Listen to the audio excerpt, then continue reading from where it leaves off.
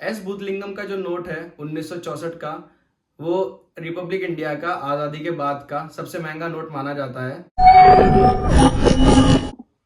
नमस्कार दोस्तों, आप सभी का फिर से स्वागत है हमारे YouTube चैनल एंटीक इनसाइट्स में। तो दोस्तों, जैसा कि हमने आपको हमारे पिछले वीडियो में बताया और डिटेल इन्फॉर्मेशन दी रिपब्लिक इंडिया के ₹1 के फर्स्ट इशू नोट के बारे में, जिस पर सिग्नेचर आता है KRK मैनन का, और उसी के जैसे दिखने वाले दूसरे नोट के बारे में जो था ₹1 का सेकंड इशू नोट, जिस पर साइन किया था KG अंबेगांवकर ने। तो उन दोनों का जो बीच का डिफरेंस था और उन डिफरेंसेस के कारण से उनकी वैल्यू में क्या फर्क आता है, वो हमने आपको हमारे पिछले वीडियो में समझाया था। अब इस वीडियो में हम आपको समझाएंगे जो ₹1 का सबसे महंगा नोट है 1964 का एस भूतलिंगम का नोट, उसकी वैल्यू में उसके पैटर्न्स के हिसाब से, कंडीशन के हिसाब से, प्रीफिक्स के हिसाब से क्या चेंजेस आते हैं, और जो सेम दिखने वाले नोट है उसमें और 1964 के नोट में क्या फर्क आता है, उसके बारे में डिटेल्ड इन्फॉर्मेशन देंगे। तो बने रहिए इस वीडियो के अंत तक ताकि हम आपको पूरी जानकारी दे सकें। जैसा कि आप देख सकते हैं, ये आपको दो सेम दिखने वाले नोट दिख रहे हैं। इसके पैटर्न में और इसके पैटर्न में कुछ भी फर्क नहीं है। मैं आपको दिखाता हूँ, थोड़ा सा नज़दीक से हम देखते हैं। दोनों में आपको एस भूतलिंगम का सिग्नेचर मिल जाता है, सेम इंसेट मिलता है। जो पोजीशन है प्रीफिक्स की और सीरियल नंबर की, वो भी सेम है। थोड़ा सा हम ऊपर चलते हैं तो यहाँ पर हमारे को अशोक स्तंभ दिख जाता है जिसमें भारत और इंडिया लिखा हुआ है। जैसा कि आप देख सकते हैं, इसमें भी सेम पैटर्न है। इसके साइड में इंग्लिश में ₹1 और इसके जस्ट नीचे हिंदी में ₹1 है। इसमें भी सेम पोजीशन पे ₹1 और ₹1 आता है। जो इस साइड में वाटरमार्क में अशोक स्तंभ आता है, वही सेम अशोक स्तंभ इस तरफ में आता है। ये दो सेम नोट होते हुए भी जो इन दोनों की वैल्यू है, दोनों की वैल्यू में जमीन और आसमान का फर्क है। अब इन दोनों की वैल्यू में जमीन आसमान का फर्क क्यों आया, वो मैं आपको दिखाता हूं, लेकिन उसके पहले मैं आपको इसके बैक साइड की जानकारी देता हूं दोनों नोट की। जैसा कि आप देख सकते हैं, इसके बैक साइड पर भी आपको पैटर्न एकदम सेम देखने को मिल रहा है। ऊपर ₹1 कॉइन का डिजाइन है, वो सेम डिजाइन आपको नीचे वाले नोट पर भी दिखेगा। जो ₹1 कॉइन का डिजाइन है, उसके नीचे आपको पहले हिंदी में ₹1 लिखा हुआ दिखेगा, उसके नीचे इंग्लिश में ₹1 आता है। जो नीचे वाला नोट है उसमें भी सेम डिजाइन कैरी फॉरवर्ड हुआ है। पहले हिंदी में ₹1 लिखा हुआ है, उसके नीचे इंग्लिश में ₹1 लिखा हुआ है। तो इन दोनों में फर्क क्या है जिससे इनकी रेट में जमीन आसमान का फर्क आ रहा है? तो दोस्तों, जो फर्क है वो है इनके इशू ईयर का। जैसा कि आप देख सकते हैं, जो ऊपर वाला नोट है ये 1964 में इशू हुआ है,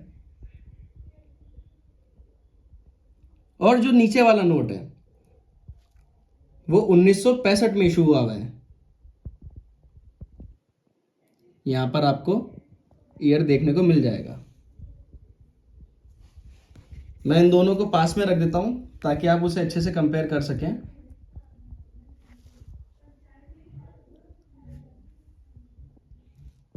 हमने अभी आपको जो नोट के पीछे का साइड है उसका डिफरेंस बताया। अब नोट के आगे क्या डिफरेंस है, तो जैसा कि आप देख सकते हैं, यहाँ जो प्रीफिक्स है वो है A10। जो 1964 का नोट है उसमें जो प्रीफिक्स आया था वो A00 से लेकर के A28 तक आया था। और जो ये 1965 का नोट है, इसमें जो प्रीफिक्स आए थे वो A28 के बाद से आए थे, और जो इसमें प्रीफिक्स है वो आए A B C D E F G H J और K। दोस्तों, इस चीज का ध्यान रखिएगा, 1965 के नोट में आई प्रीफिक्स नहीं आया था। और इसी के साथ में आपको एक बहुत ही जरूरी जानकारी मैं देता हूं कि जो आपके पास घर पे रखा हुआ नोट है उसे आप संभालिए, और उसके बारे में आपको कोई भी जानकारी चाहिए तो आप मुझे कमेंट बॉक्स में कमेंट करके बताइए। मैं आपको जल्द से जल्द उसके बारे में जानकारी दूंगा। और एक और बात, अगर आपको कहीं मार्केट में ₹1 का नोट 1964 का मिलता है या उसकी गड्डी मिलती है, तो उस पर विश्वास करने से पहले आप मुझसे उसकी जानकारी लीजिए, ताकि मैं उसे देख करके बता सकूं कि वो नोट सही है या नहीं है। क्योंकि ये महंगा नोट होने के कारण से मार्केट में इसकी जो जाली नोट है, जो डुप्लीकेट नोट है, वो भी काफ़ी सारे आपको मिल सकते हैं। और आपको किसी तरह का नुकसान ना हो, इसीलिए आप उसकी पहले मुझसे जानकारी लीजिएगा। मैं कोशिश करूंगा जितनी ज़्यादा से ज़्यादा मैं आपको उसकी जानकारी दे सकूं मैं दूंगा। अब मैं आपको बताता हूं कि ईयर के कारण से क्या डिफरेंस आ रहा है वैल्यू में, और कंडीशन के कारण से 1964 के नोट की वैल्यू में क्या डिफरेंस आता है उसके बारे में।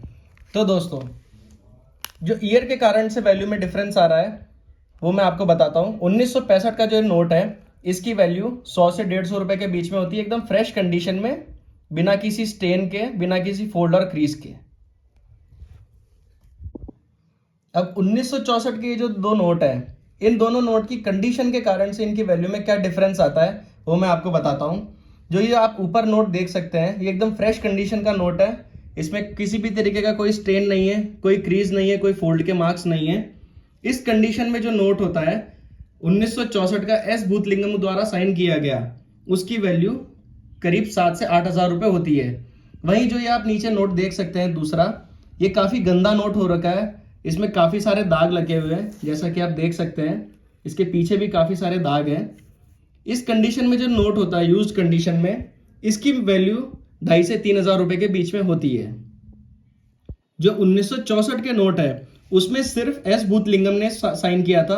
एस भूतलिंगम के अलावा कोई दूसरा सेक्रेटरी मिनिस्ट्री ऑफ फाइनेंस नहीं आया था जिसने 1 रुपए के नोट को साइन किया हो। मैं आशा करता हूं कि हमारे इस वीडियो के थ्रू जो आपको 1964 के नोट के रिलेटेड कंफ्यूजन था उसकी मैंने आपको पूरी जानकारी दी, और जितना भी आपको दिक्कत थी उसके सारे आंसर मैंने आपको दिए। लेकिन इसके अलावा भी आपको किसी तरह का कोई प्रॉब्लम हो या कोई कंफ्यूजन हो वैल्यू के रिलेटेड, पैटर्न के रिलेटेड, तो आप मुझे कमेंट बॉक्स में कमेंट करके बता सकते हैं। मैं जल्द से जल्द उसका आपको जवाब दूंगा। और जो हमारे आगे आने वाली वीडियो है उसमें हम आपको ऐसा ही 1 रुपए का बहुत वैल्यूएबल नोट के बारे में जानकारी देंगे डिटेल में, जिसके पैटर्न वाइज, इंसेट वाइज जो वैल्यू में डिफरेंस आता है और उसकी वैल्यू आप कैसे डिटरमाइन कर सकते हैं, इसके बारे में हम आपको बताएंगे। तो दोस्तों, इस वीडियो को आप ज़्यादा से ज़्यादा अपने फैमिली मेंबर्स में, दोस्तों में शेयर कीजिए, ताकि उन सब के पास में इससे रिलेटेड सही जानकारी पहुंच पाए, क्योंकि जो सही जानकारी है वही आपको सही पैसा दिलाएगी। धन्यवाद दोस्तों, हमारे चैनल को सब्सक्राइब कीजिए और बहुत सारा प्यार दीजिए।